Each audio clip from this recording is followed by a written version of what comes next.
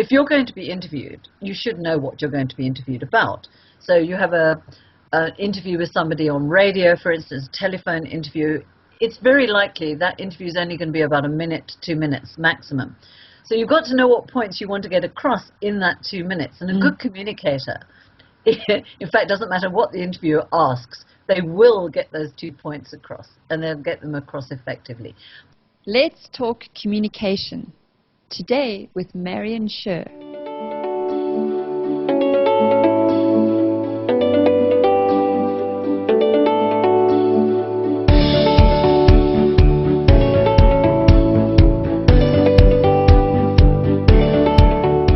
I'm Telana Simpson, and we're learning about communicating in today's world of media.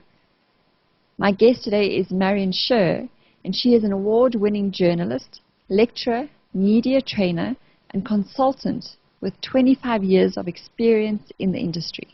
So Marion, please tell us a bit about the story of how you came to know so much about communicating in the media. Well, my background, I started off working for news agencies such as Reuters, and my background academically was politics and economics, and so I started off working in those fields, and in the 1980s politics here was really exciting, and I found myself then working at the SABC. I did researching, I did production, I started working with 702 Consulting almost from when they very first started. And over the years, I've been really fortunate to work in print and in radio and in television. And then I went from doing short news pieces to working for magazines. And I've worked for most of the major magazines in South Africa, most of the major ladies' magazines and Men's Health, Sunday Times Lifestyle, written for Mail and Guardian, Leadership, and the list goes on. And then I lectured also. At the same time, I was lecturing in journalism. I lectured for 14 years. And now I'm a trainer for EWN, 702's Eyewitness News, and ETV's ENCA, which I really, really enjoy. I think it's a privilege training young journalists. Sure, so it's quite a diverse background that has led you to be so involved in it. Yeah, now of course I do work with corporates, which evolved as well. And I think because of my background in all three spheres of media, and of course now online media, and I do a lot of work on online. I've done a lot of research in online media for clients, and that's a very big focus of where I'm at now. Yes, I do training in the media, and crisis communications is a very big area, obviously, that I'm involved in. Okay, well, what I wanted to speak to you is I saw you wrote an article, a very interesting one, on Biz Community about Mmusi Maimane, and you entitled it Master of Communication. So just for some context, Maimane is the leader of one of the political parties in South Africa called the Democratic Alliance. And I'll put an actual link to the article in the show notes. I really wanted to talk to you about how did you first come across him in that, and what was it about him that led you to start to notice him as being such a great example of, good communication? That's a good question, because funnily enough, a colleague and good friend of mine, Jeremy Maggs, who is a main news anchor on our evening ETV's ENCA news program on television, he interviewed Mmusi Maimane when he was nominated by his party, the Democratic Alliance. He was nominated as mayoral candidate for Johannesburg. And the funny thing about this was, no one had ever heard of him. So all of a sudden, from complete obscurity into the spotlight. Now, that's quite daunting. And believe me, being faced with Jeremy Maggs can be very daunting. Jeremy's a very, very experienced interviewer. And Jeremy laid back in his chair and looked at this young man who's extremely good looking, well groomed. He's got the works. He speaks beautifully. And he said, well, why should anyone vote for you? We don't know who you are. We've never heard of you. And Mmusi Maimane looked Jeremy straight in the eye and said, well, Jeremy, let me tell you who I am. And that was it. I was captivated. And I remember thinking at the time, well, this chap's going to go a long way. Jeremy and I still laugh about that interview. So what is it then that you believe about him that he is such a master then of communication? I think Mmusi Maimane is a natural communicator. I mean, although he is also, of course, very well educated, and above all, he's passionate about what his party stands for, and he really does want to make a difference. I just think he's one of those people, and it's a very rare thing. He's a natural communicator. Having said that, I'm pretty sure he has had media training. I mean, you have to have had to deal with the media on the level that he deals with them at. I think for someone who's trying to develop their communication skills to get to that level, I think perhaps the first thing is to be passionate about what you're communicating. I mean, if you're in a situation where, working for this company, I don't really believe in what they do, you're going to have a problem. So I think the first thing is passion. Often I'm asked to train people and they say to me, oh, look, English isn't my first language and I'm a bit worried about that. And I always say to them, you know, that isn't the thing you should be worried about. If you've got the passion for what you do and that comes across, that's so important.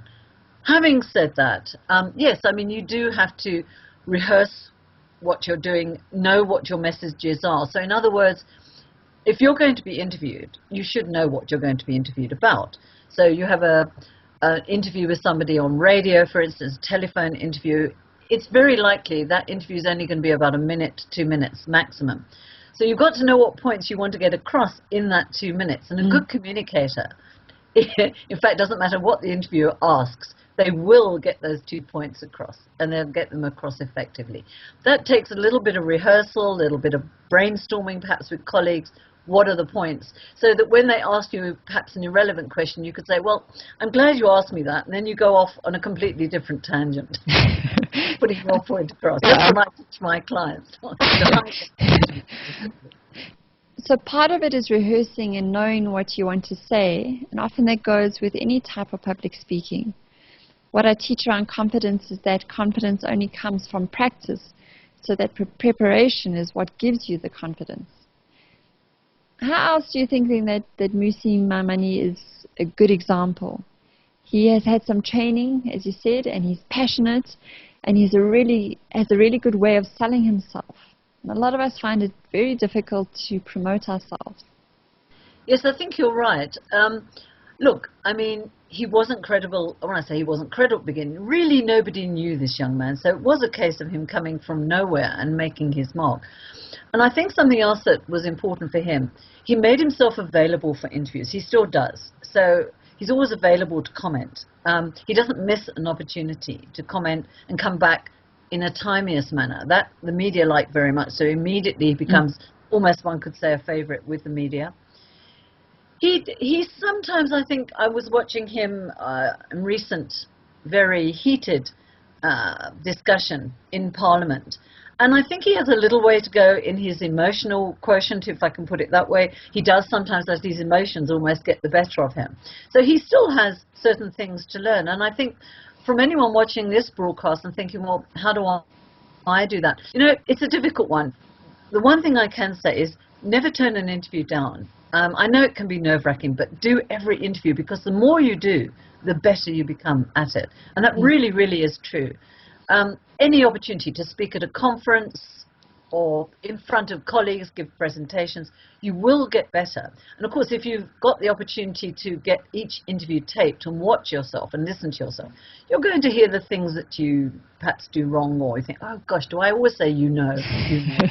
And of course, perhaps buy a couple of books that will give you advice on going on and being interviewed in front of the media. And that goes to being open for feedback, whether it's feedback from the video or from other people, because that's how we learn. A lot of people are so terrified, and they literally freeze, and some people blush, and some people have panic attacks, even just at the thought of stepping in front of the camera.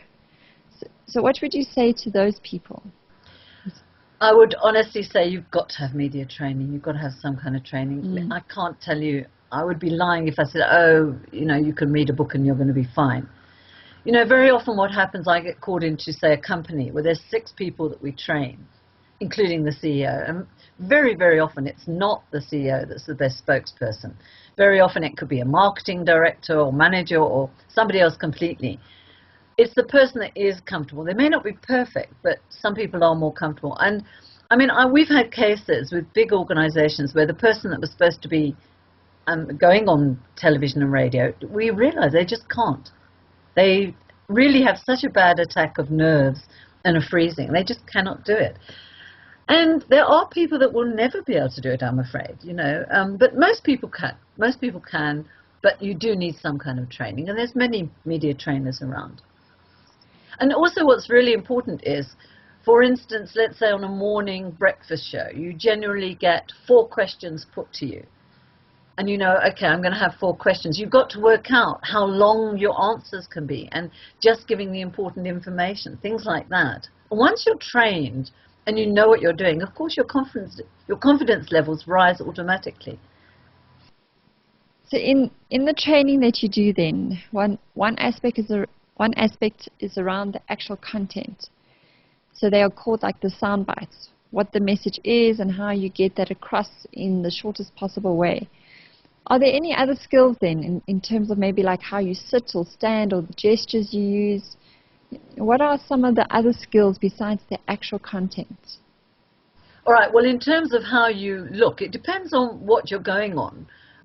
I mean, if you're going on a very formal station, a morning talk show, but I can't say wear a tie because it depends on your position. If you work for a fast food company or an ad agency and you work in jeans and a shirt, fine. But make sure they're not torn and faded jeans and it's not a floppy T-shirt. I've actually, in my production work, I worked for CNBC Africa, and I was training the producers of the show, and I would be sitting backstage.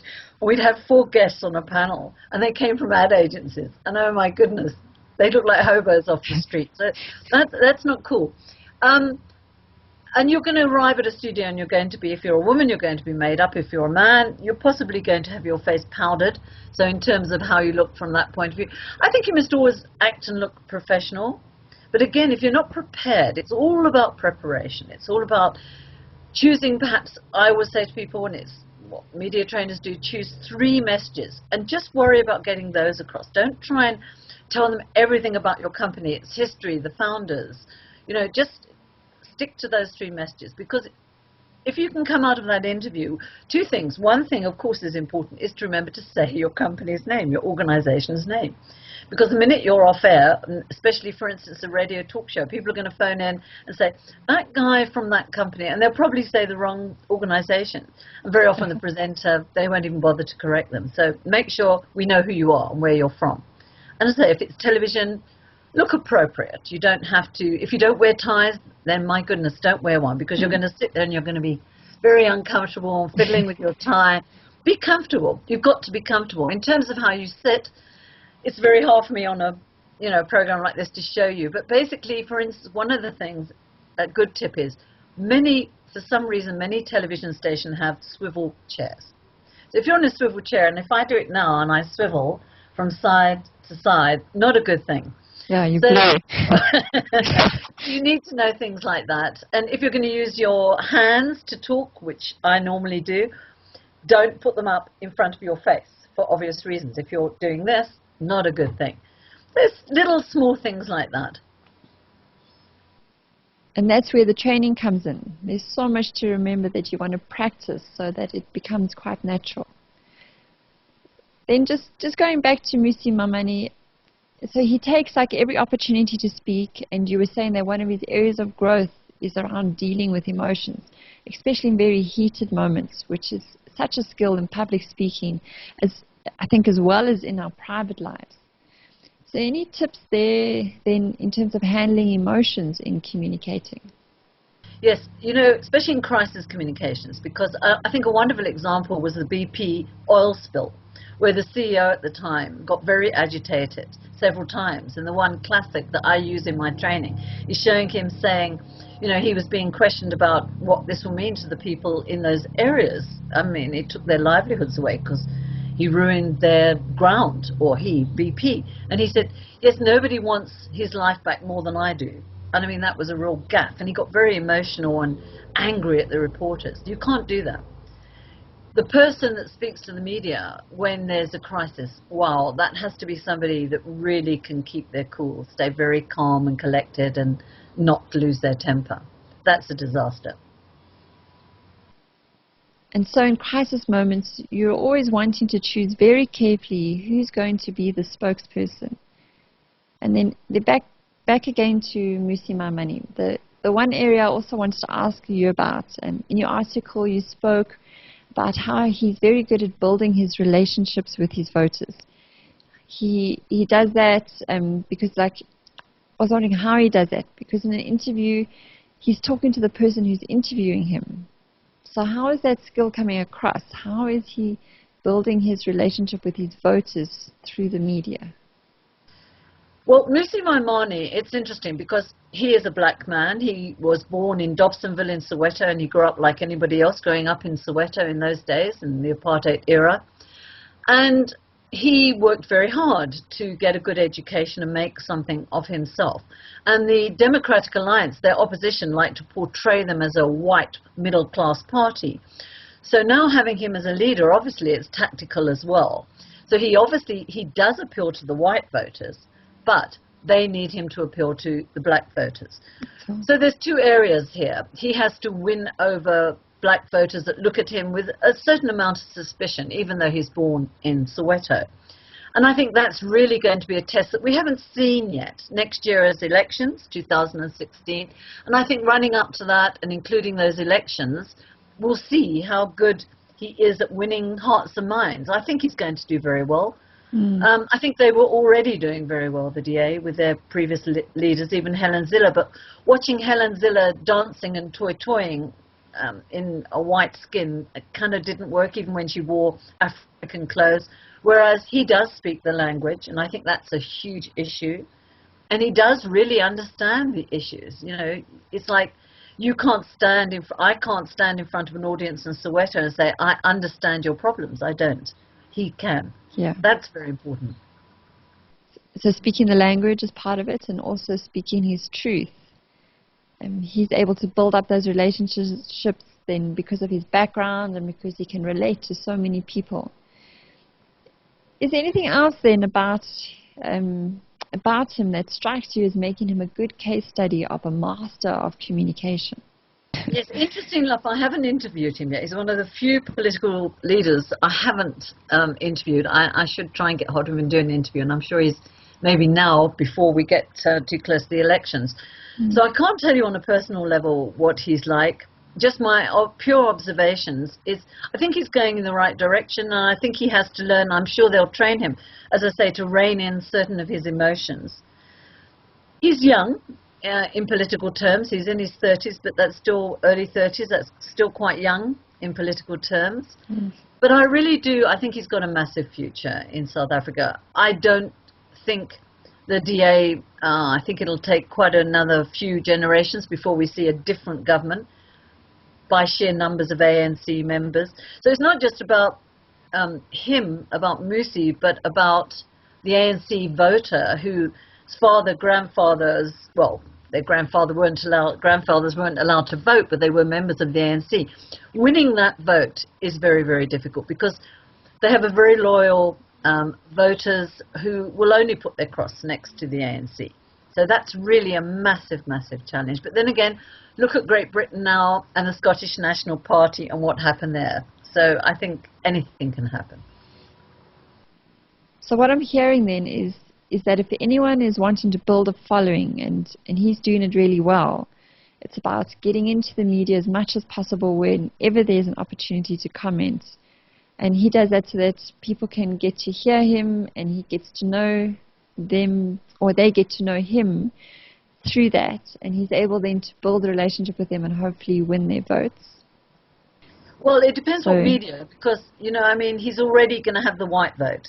So he needs to get into the media that the people he wants to win. That's where, and I think it will be the media to a degree, but I think in his case it's going to be an awful lot of meeting the people, pressing the flesh. I think that's what's going to count. In areas, remote areas where you have a lot of illiteracy. I mean, Limpopo has a 70% illiteracy rate. So media, well, yes, radio media will help, because radio in many parts of this country is the medium where people get news. I mean, it's huge. So I think that will be important as well. And I don't think I think he's very aware of that. Then just moving on to something else, one of the other areas I wanted to touch base on was around storytelling. You're also very skilled at writing and using the written word as a form of communication. And you speak about and teach others to use the skill of storytelling to get their message across. So why is storytelling so effective? Well, Telana, it's interesting. I've been a journalist 27 years, and I was a lecturer for 14 years, and I'm a trainer of young journalists, and working in corporates. And I've done a lot of research in online media.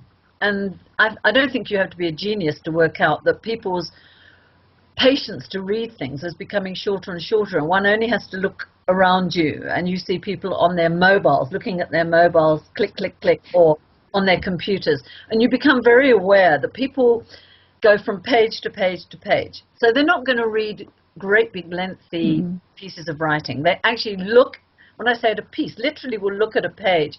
And for instance, on a computer, on an internet site, they won't read more than one screen, if I can put it that way. In fact, they won't even read that whole screen. So you have far less chance of getting people's attention and then holding that attention. So how do you hold their attention? Well, it's storytelling. It goes back to when we were little children, and we have those, I'm sure most people have that lovely memory of once upon a time, and you think, oh, goody, I'm going to get a story. And people are still like that. They love stories. And in fact, I say to many of my clients, what do you want? You want to get people's attention? A photo and a caption. Because adults are like children. They actually want pictures and a few words underneath. It's getting harder and harder.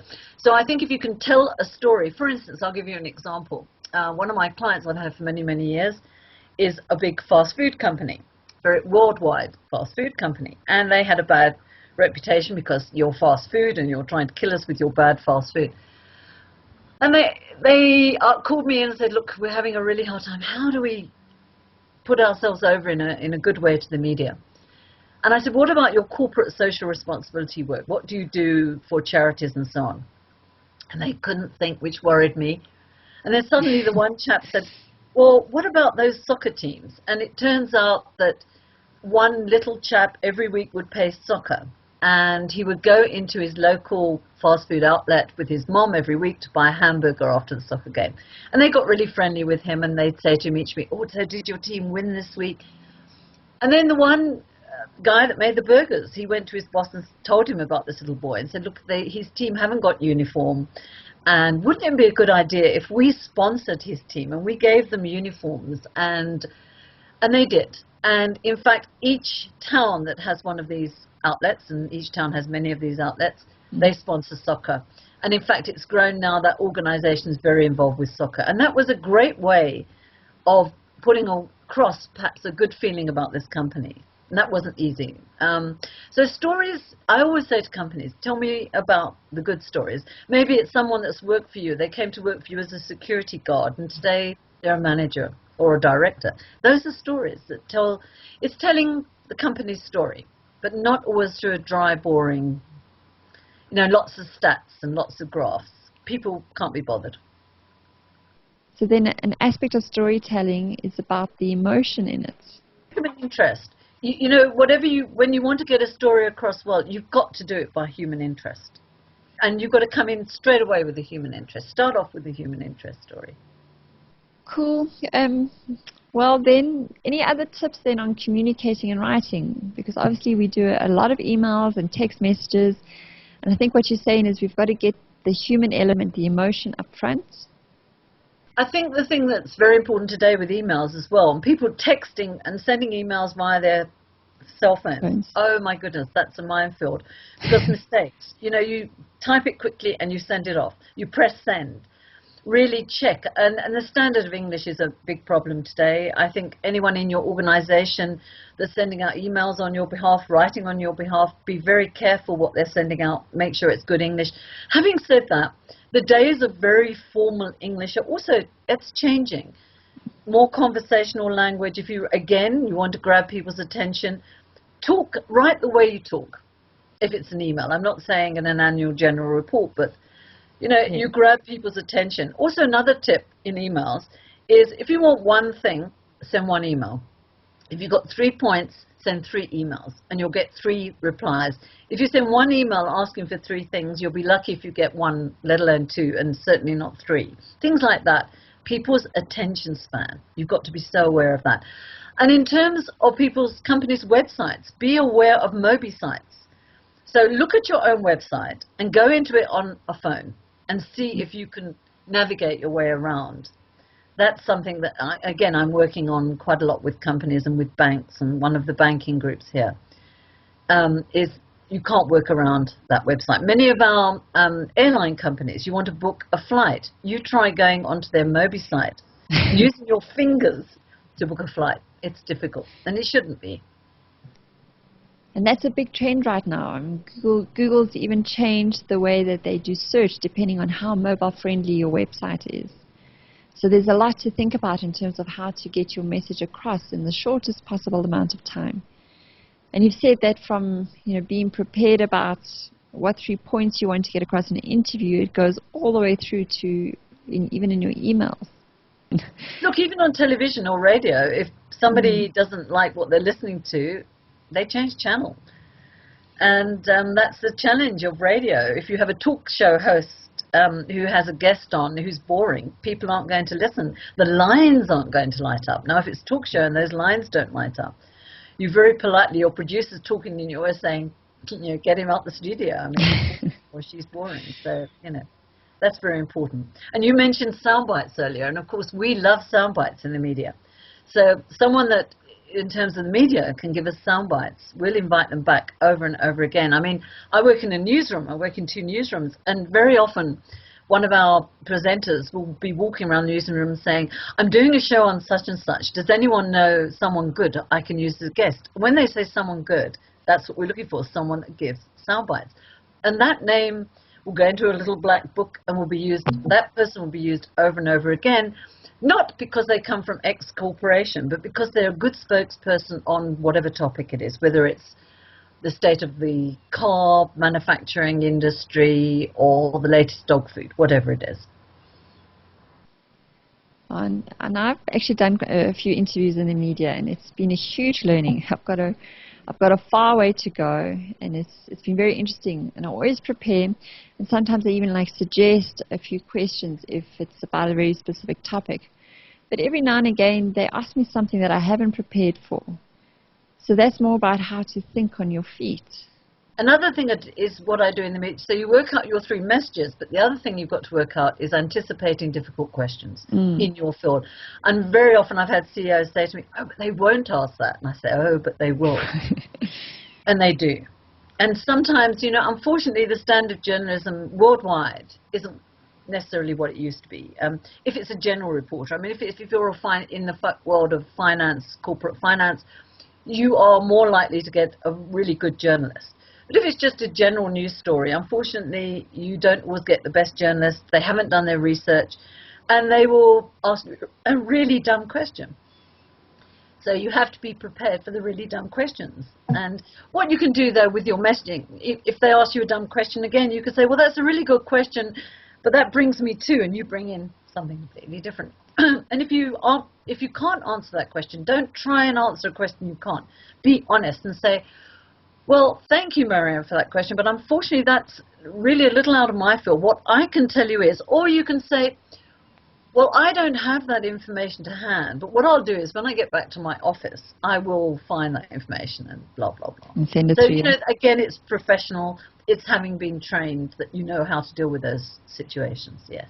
Yeah. I've got a couple of clients who are in very tricky organizations, and they really, really constantly, we work almost more on the difficult questions than we do on anything else. And if they don't get them in, we all breathe a sigh of relief. And I help a lot of people in terms of developing skills around conflict. And if you do prepare for the worst outcome of a conflict, it's not that it will happen. It's actually just amazing how just the confidence and the calm develops. Because if you're prepared for the worst, you can handle anything. Yes, absolutely. I mean, going back to Mmusi Maimane, he knows he's always going to be asked about this issue. Well, why are you with this white middle-class party? You're a black man. And he's married to a white woman. Even things like that have come up. Why did you marry a white woman? All these things that have nothing to do with his ability as a politician, but he gets those thrown at him, and he's prepared. He's got his answers ready. You've always never think they won't ask that, but they will. And also remember Google. Whatever you've done in your past, a decent journalist will Google you. And I have gone into several media training sessions and thrown a question at a person, and they've looked at me as I say, where did you get that information? Hello, Google, One Now, chap, I threw a question at him and he got quite angry with me and he said, where did you get that information? I said, well, actually, it's your company's mission statement. He hadn't looked it up. wow. Yeah. And be careful of Facebook, what's out there, what you put on your Facebook, because we can also get into your Facebook page. I was training last year, at the end of last year, and these people were they're a government part of our government. It's a government organization, a very important one, and one the public is very angry with, and they were putting up their rates. And I interviewed the chief financial officer. I'd never met her, and before I went in, I Googled her name, and up came her partying like mad with her colleagues on her Facebook page. So we took that down straight away. Things like that. You've got to be very careful if you're going to face the press. Yeah. You must constantly Google yourself if you're going to be interviewed. Mm. What comes to mind then from what we've been talking about is we've spoken a lot about being in front of a journalist, like on that side. But if we could maybe flip it around, because the skill I'm also trying to develop now is my ability to interview. So any tips on that for people who are trying to learn something from someone else? And I think there's a lot of skill in how you ask the questions. Yeah, that takes a lot of training, and I always smile to myself because some of these CEOs that I train, of course, I train the journalists that are going to interview them, and what I've just said, I won't let I'd be furious with my journalists if they came back without the answers. I had a boss when I started out, and he said I had to come back with 10, which was ridiculous, 10 good sound bites from each interview, which was, I was in tears every day working for this chap, but at the same time, it gave me a fantastic grounding in journalism. Yes, I mean, it is a skill, and I think mentorship is very important, learning from the best. I always encourage the senior people in newsrooms to, I say to the young people, attach yourself to a journalist and learn from them. I mean, that really does help. Mm. You can also watch programs like BBC's Hard Talk, Stephen Sacco, if you want to learn how to do really good interviews. So that's the other side of it, is everyone has heroes. Watch them, see how they do interviews.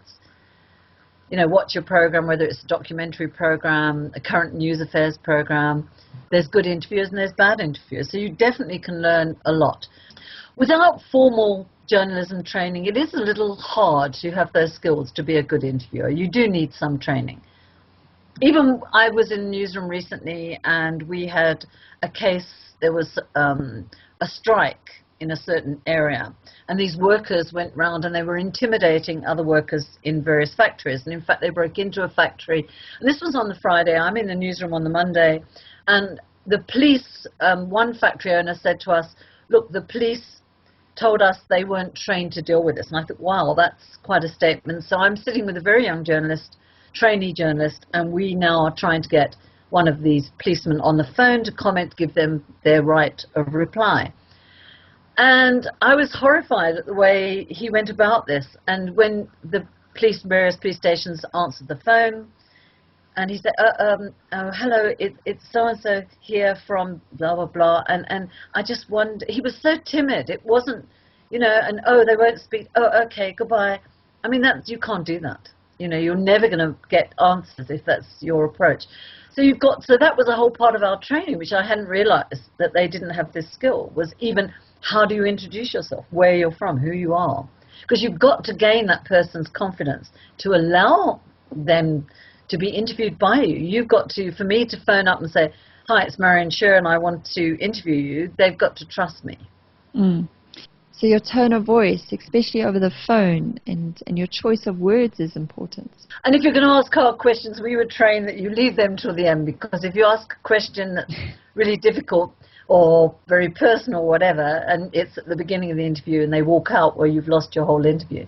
So if you get kicked out at the end, it's not so bad. So then if you leave the tough questions for the end, you've built up some rapport during the interview. So it's easier to ask a challenging question when you're in rapport with someone. Yes, I'm very, very friendly at the beginning, and I'm all pally-pally. I build up a relationship, then I go for the kill. I'm known for doing that, in fact, yes. Okay, well, thank you, Marion. How can people contact you if they want to know more about the work that you do or get in touch? Well, they can either go to my website, which is www.mediamentors.co.za, or they can email me on journo@icon.co.za. I think perhaps that's the two easiest things to do. Okay. And any parting thoughts then in terms of communicating in the media? I think communication general, something we haven't said, and just to throw it in at the end here, is social media. It's massive. It makes anyone could be a journalist. Not that we particularly like that as journalists, but the citizen journalist is here to stay. So take advantage of that. Take advantage of social media. And, when you're planning any kind of media campaign, don't just think on the traditional lines. Certainly include social media and use it to the best way you possibly can without bugging people, without sending a million SMSs or whatever. I'm Telana Simpson, and this has been Let's Talk Communication. For more details about the show and also my guest, Marion Scher, please go to my website, which is talkcommunication.innercoaching.co.za. And you can also follow me on iTunes and YouTube. Thanks for listening.